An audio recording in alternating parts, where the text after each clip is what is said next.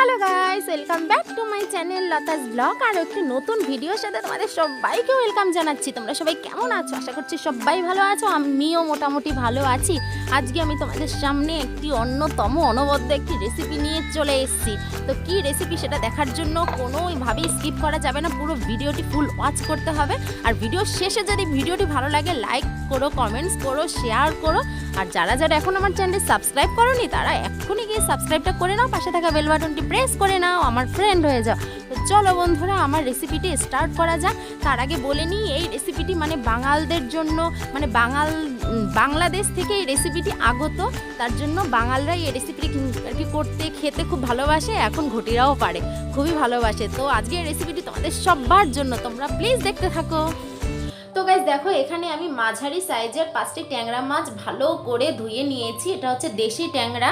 তো ট্যাংরা মাছগুলো ধুয়ে দেখো আমি পেটের দিক থেকে চিড়ে চিড়ে রেখেছি, যাতে মশলাগুলো খুব ভালোভাবে ঢোকে।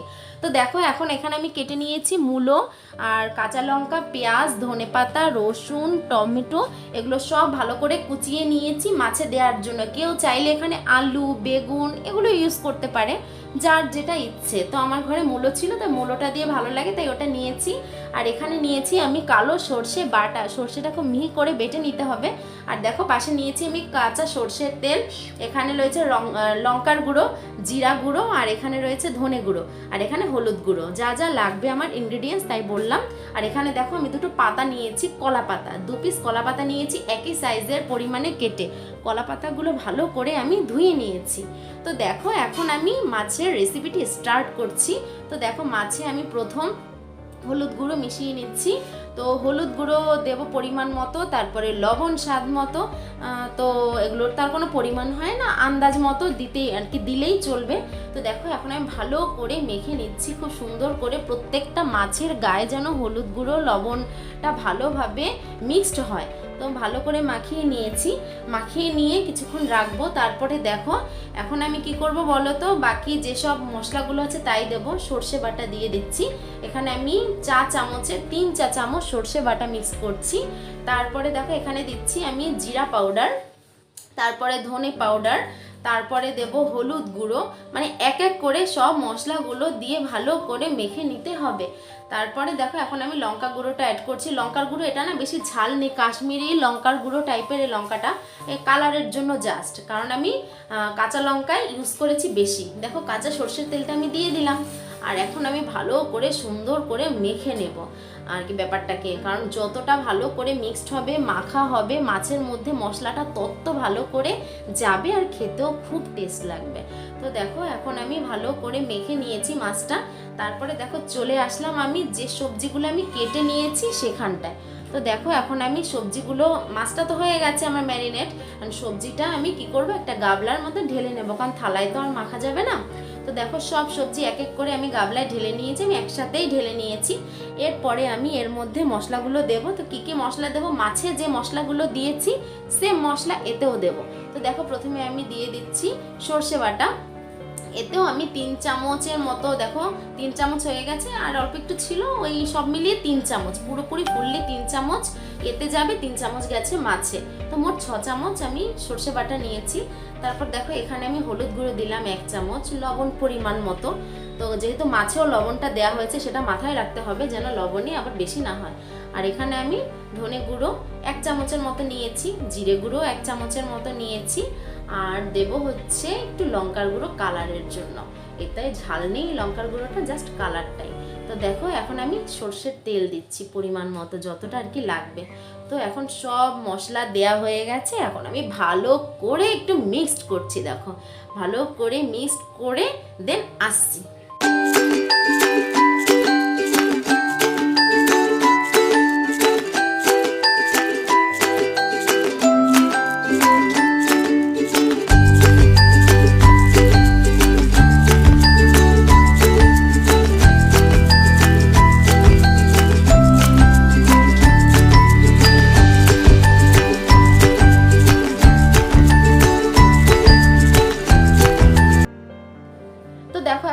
গ্যাসটাও জ্বালিয়ে নিয়েছি, তারপর পাতাটা দিয়ে দিয়েছি আমি প্যানে। পাতাটা দিয়ে আমি একটু কাঁচা সর্ষের তেল পাতায় ভালো করে মেখে নিচ্ছি। ভালো করে হাত দিয়ে এটা তোমরা মেখে নেবে। দেখো খুব সুন্দর করে মেখে নিয়েছি। এখন আমি এক এক করে কী করব বলো তো, এখানে মশলাটা, মাছ আর সেই সবজিটা সমস্ত দিয়ে মশলা দিয়ে পুরো মেখে নেওয়া হয়েছে দেখলে। এখন আমি মাছটা এক এক করে পাতায় সাজিয়ে নিচ্ছি। দেখো খুব সুন্দর করে এক এক করে পাতায় মাছটা সাজিয়ে নেওয়ার পরে তারপরে বাকি প্রসেসটা করতে হবে। আর মাছটা সবার নিচে দেওয়ার কারণ সুন্দর পাতার একটা ফ্লেভার আসবে, আর মাছের গায়ে সুন্দর করে একটু দাগ লেগে যাবে, খেতেও খুব টেস্ট লাগবে। তার জন্য মাছটা নিচে দিয়ে সবজিটা পাশ দিয়ে বা উপর দিয়ে যে মানে যতটা জায়গা থাকবে দিয়ে দেবো। দেখো আমি পাশ দিয়ে দিয়ে দিচ্ছি সবজিটা, তারপর যদি জায়গা না থাকে তারপর আমি উপর দিয়ে সুন্দর করে দিয়ে নেব। তো এখন আমি আস্তে আস্তে সবজিগুলো ভালো করে দেখো মাছের উপর দিয়ে দিচ্ছি, ভেতর দিয়ে দিচ্ছি, মানে যেখানে যেখানে ফাঁকা সম্পূর্ণ জায়গাটা আমি ভরে নিচ্ছি সবজিতে। কেউ চাইলে এর থেকে কম সবজিও ইউজ করতে পারো, কারণ যে যার রুচি মতো। আমার ভালো লাগে এর সঙ্গে তোমার ভাজাটা, তার জন্য আমি একটু বেশি দিয়েছি। একটু চাইলে কেউ কমও দিতে পারো। তো এটা তোমার বেগুন কুচিয়ে এটা তোমরা করতে পারো, মূলোর জায়গায় বেগুন বা মূলোর জায়গায় আলু এগুলো দিয়ে করে দেখবে, মানে খেতে তো খুব টেস্টি হয়। আর মূলোটা দিয়ে আমার পার্সোনালি বেশি ভালো লাগে বলে আমি আজকে মূলোটা দিয়েই করছি আর তোমাদেরকে দেখাচ্ছি। তো দেখো এখন আমি চামচ দিয়ে একটু সাপোর্ট দিচ্ছি, কেন বলো তো, কারণ যেহেতু প্যানটা ফ্রাই প্যান, এটা পুরো চারপাশটা দেখো সমান, তার জন্য পাতা থেকে একটু জল বেরোবে। যেই এতে আগুনটা মানে জ্বলে উঠবে, গরম হয়ে যাবে, তখন মানে একটা জল বেরোবে। দেখো তারপরে আমি লাস্টে একটু ফাইনালি সর্ষের তেলটা দিয়ে দিচ্ছি। তো এজন্য যেটা বলছিলাম, জল বেরোবে বলে আমি চারপাশটা দেখো চামচ দিয়ে দিয়েছি, যাতে জলটা কাত হয়ে না পড়ে। আর এটা যদি কেউ কড়াই ইউজ করতো তাহলে আর দেওয়ার প্রয়োজন হতো না।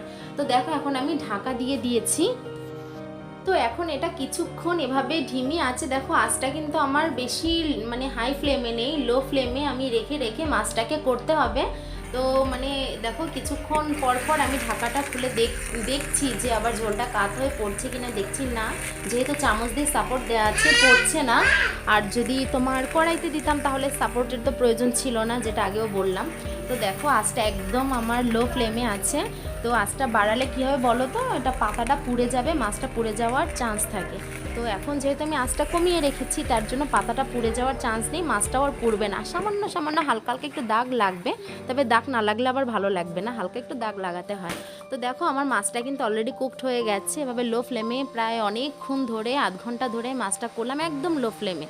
তো দেখো মাছটা আমার হয়ে গেছে। এখন কি করবো বলো তো, এক পাশ হয়ে গেছে, আরেক পাশটা তো হতে হবে, তার জন্য আমি এটা উল্টে দেবো। দেখো এখন আমি আগে আরেকটা কলা পাতা যেটা নিয়েছি সেটা দিয়ে থালাটা উপরে দিয়ে দেখো এখন আমি ফোনটা এক জায়গায় রেখে নিয়েছি, রেখে দেখো এখন আমি তোমাদের করে দেখাচ্ছি কিভাবে উল্টাচ্ছি। দেখো মানে উল্টানোটা খুব সাবধানে করতে হবে, যেহেতু হাতটা যদি কোনো রকম ফসকে যায় তাহলে মাছটা পড়ে যাওয়ার চান্স থাকে, তাহলে তার জন্য খুব সাবধানে এটাকে উল্টাতে হবে। তো আমি উল্টে আবার ভালো করে দেখে নিচ্ছি। তো দেখলাম ভালোই একটু হালকা হালকা দাগ লেগেছে, মাছটাও একটু লেগে লেগে গেছে, পাতার সাথে একটু লেগে যাবে মাছটা, এটা আস্তে আস্তে হাত দিয়ে একটু ছাড়াতে হবে, তাহলে বেশ পারফেক্ট। তো আমি এখন মাছটা পুরো ছাড়িয়ে সুন্দর করে থালায় রেখে তারপরে আমি তোমাদের সামনে এসছি। তো দেখো এখন আমি যে মানে নতুন পাতায় যে মাছটা ফিরিয়ে নিয়েছি, দেখো সেটা আমি কি করছি, আমি যে প্যানটা নিয়েছি প্যানে দেখো ঢেলে নিচ্ছি। এখন ওই পাশটা আমার হতে হবে, এক পাশ যেহেতু কুকড হয়ে গেছে, আরেকটা ওটাও কুকড হয়ে গেছে, জাস্ট একটু ফ্লেভার আনার জন্য, একটু দাগ লাগানোর জন্য, তার জন্য ওই পাশটা নিয়ে আমি আবার একটু ঢাকা দিয়ে রাখলাম। এখন কিছুক্ষণ ঢাকা দিয়ে রেখে দেখো এখনও কিন্তু আমার আঁচ কমানো, তো ঢাকা দিয়ে রেখে দেখো কমাতে গিয়ে আমি আঁচটা নিভিয়েও ফেলেছি গ্যাসটা। এখন আমি আবার জ্বালিয়ে নিচ্ছি গ্যাসটা, তো পুরো লো ফ্লেমে তারপর আমার করতে হবে। তো এরপরই কিছুক্ষণ রেখে আমি সার্ভ করব। আর এখানে আমি যেমন ট্যাংরা মাছটা নিয়েছি, তোমরা কেউ চাইলে অন্য মাছও নিতে পারো, ছোট মাছে এই রেসিপিটা খুবই ভালো হয়, একদম ছোট্ট ছোট্ট মাছে। আর তাছাড়া তোমরা বড় মাছও ইউজ করতে পারো, কোনো ব্যাপার না, খুব মানে সব মাছেই এটা খুব ভালো টেস্ট লাগবে। তো দেখো আমার রান্না মোটামুটি কমপ্লিট। এখন দেখো আমি গ্যাসটা নিভিয়েও দিয়েছি। এখন আমি কি করব বলো তো, এটাকে সার্ভ করব। তো দেখো আমি আস্তে আস্তে থালা এটাকে ঢেলে নিয়ে তারপরে আসলাম। দেখো আমার পাতায় ভাজা মাছ পুরো কমপ্লিট। এটা কি অনেকে অনেক নামে ডেকে থাকে, কেউ কলা পাতায় পাতুরি বলে, কেউ কলা পাতায় মাছ ভাজা বলে। তো তোমরা যে যেভাবে নাও, যে এক এক জায়গায় এক এক রকম নাম এর, তো আমি কলা পাতায় মাছ ভাজাই বলছি। তোমরা দেখলে রেসিপিটি, আশা করছি তোমাদের ভালো লেগেছে, আর আমাকে কমেন্ট বক্সে জানাবে তোমাদের কেমন লেগেছে। হাই গাইস, তো তোমরা দেখলে আজকে আমার রেসিপিটি। তো তো আশা করছি রেসিপিটি তোমাদের ভালো লেগেছে, তবে কেমন লেগেছে সেটা কিন্তু কমেন্ট বক্সে জানাতে ভুলো না। এটা একটি বাঙালদের রেসিপি, মানে যারা বাঙাল তারা তো এই রেসিপিটি সম্পর্কে আরও ভালো জানো। আর এই রেসিপিটি আমার মায়ের কাছ থেকে শেখা। আমি যতবারই করি মানে সঠিকভাবে প্রপার হতে অনেকটা টাইম লেগেছে, এখন ফুললি প্রপার পারি। তবে প্রথম প্রথম পারতাম না, কি বলো তো, মানে পাতাটা পুড়ে যেত, না হলে পাতাটা ফেটে যেত। তো এটা করতে করতে আস্তে আস্তে হাতটা ঠিক হয়ে যাবে। আর এটা না আমি তো দিয়েছি ফ্রাই প্যানে, তোমরা যদি কেউ কড়াই ইউজ করো, কড়াই তো ভেতরটা ধরো এরকম টাইপের, ভেতরটা আর কি সরু টাইপের, 4-5টা ছড়ানো টাইপের, তো সেরকম মানে জিনিসে করলে আর মানে ভালো হবে। তো আমি চেয়েছিলাম একবার কড়াইতে দিতে, তো না দিয়ে ফ্রাই প্যানে দিয়েছি। ফ্রাই প্যানে দিয়েছি বলে আমার চামচটা দিয়ে একটু মানে সাপোর্ট দিতে হয়েছে, নাহলে ঝোলটা কাত হয়ে পড়ে যাওয়ার চান্স ছিল। তো চামচটা দিয়ে সাপোর্ট দেওয়ার কারণে ঝোলটা মানে যে মধ্যে একটা ঝোল ঝোল গ্রেভি গ্রেভি ব্যাপার থাকে সেটা আর পড়ে যায় না। ঠিক আছে, তো তোমরা যদি সেটা কড়াই ইউজ করো তাহলে সেটা পড়বে না, তোমাদের চামচে ইউজ করতে হবে না। তো যাই হোক, আজকে অনেক দিন আমার ইচ্ছা ছিল যে আমি করব, তো এখানে তো কলা পাতা তেমন পাওয়া যায় না, তো যখন বাবার বাড়ি থেকে এসেছি কলা পাতা নিয়ে এসেছিলাম। এতদিন আমার ফ্রিজে ছিল পাতাটা, তো আরও আগে ভেবেছিলাম করব করব, কিন্তু এই গেস্ট আসলো, সবাই আসলো, এই মানে সবাই আসলে যেটা হয়, পাতায় মাছ ভাজা তো সবাই খায় না, যেমন আমার বরই খায় না, আমি খাই, আমি খেতে ভীষণ ভালোবাসি। আর এজন্য তো বাঙাল বলে কথা, ভালো তো বাসতেই হবে, তাই না? তো এজন্যই। আর এই রেসিপিটা আমার মায়ের কাছ থেকেই শেখা। আমার মা খুব ভালো করে, যখনই বাবার বাড়িতে যাই বলে মাছের ঝোল না, ঝাল না, কিচ্ছু খাবো না, শুধু পাতায় ভাজা মাছ খাবো। আর এই পাতায় ভাজা মাছটা কি বলো তো, বেগুন আলু সব কিছু দিয়ে ভালো লাগে, আলু বেশি করে, পেঁয়াজ বেশি করে, পাকা টমেটো দিয়ে করলে আরও মজা লাগে, আরও টেস্ট হয়। তো আমি আজকে মূলো দিয়ে করেছি, মূলো দিয়েও কিন্তু খুব টেস্ট হয় খেতে। তোমরাও কিন্তু বাড়িতে ট্রাই করে দেখবে, আশা করছি তোমাদের তো ভালো লাগবেই। তবে ট্রাইয়ের উপর ডিপেন্ড, তোমরা যত ট্রাই করবে তত আরও জিনিসটা ভালো হবে। তো চলো, অনেকে আবার কী করে বলো তো, কলা পাতাটা মুড়িয়ে মাছটা করে, সেটা আবার অন্য স্টাইল, সেটা অন্য স্টাইল। আমি খাই কোনটা বলো তো, কচু পাতায় মাছ ভাপে খাই, সেটাও একদিন তোমাদের সঙ্গে আমি শেয়ার করব, যখনই করব আমি তোমাদের সঙ্গে শেয়ার করব।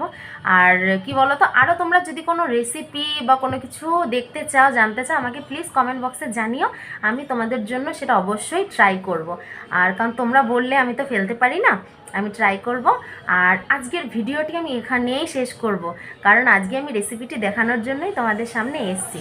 তো আজকের রেসিপিটি তোমাদের কেমন লেগেছে কমেন্ট বক্সে কিন্তু একদম জানাবে, প্লিজ জানাবে, তাহলে ধরো আমার আরও ভালো লাগবে যে না, আমি একটা রেসিপি করেছি, তোমরা দেখেছো, তোমাদের ভালো লেগেছে বা খারাপ লেগেছে সবটা তোমরা জানিয়েছো, খুবই ভালো লাগবে আমার। প্লিজ অন্তত জানিও। আর ভালো লাগলে একটা লাইক করো, আর বেশি ভালো লাগলে শেয়ার করো, সবার সাথে শেয়ার করো, যাতে সবাই দেখতে পায়, সবাই জানতে পারে ভিডিওটি সম্পর্কে। আর এখনও যারা আমার চ্যানেলটি তোমরা সাবস্ক্রাইব করোনি, চটাপট গিয়ে সাবস্ক্রাইবটা করে নাও, পাশে থাকা একটা বেল বাটন আছে, বেল বাটনে ক্লিক করে নাও, তাহলে আমার নিত্য নতুন যত ভিডিও, আমি তো ডেইলি ব্লগ ডেইলি শেয়ার করি, ডেইলি ভিডিও পোস্ট করি, সমস্ত নোটিফিকেশানসগুলো ফোন খুললেই তোমরা পেয়ে যাবে, তোমাদের আর কষ্ট করে খুঁজতে হবে না। তো ঠিক আছে ফ্রেন্ড, আজকে আমি আর বেশি কিছুই বলবো না, এই পর্যন্তই আজকে আমি ভিডিওটি রাখবো। নেক্সট আসবো অন্য কোনো রেসিপি বা ব্লগ, বা দেখি কী নিয়ে আসা যায়। তো অন্য কোনো ভিডিও নিয়ে তো অবশ্যই আসবো, কী ভিডিও নিয়ে আসবো তার জন্য অবশ্যই তো আমার চ্যানেলে চোখ রাখতে হবে। তো চলো, আজকের মতো টাটা বাই বাই করছি, কালকে আসবো নতুন ব্লগ নিয়ে। সে পর্যন্ত তোমরা সবাই ভালো থেকো, সুস্থ থেকো, আমার পাশে থেকো, আমাকে সাপোর্ট করো। Tata bye.